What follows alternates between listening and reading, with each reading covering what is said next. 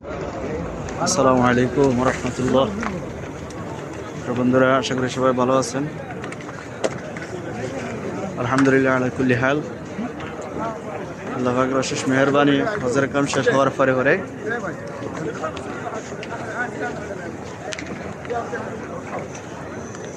যে দেখেন উমরার জন্য কিভাবে মানুষ ঢুকে গেছে।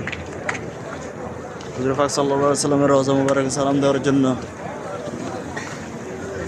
চলে আসছে, আর উমরার জন্য খোলা হয়ে গেছে। অসংখ্য মানুষ উমরা করতে চলে আসছে। অবশ্যই এখন বিশ্বের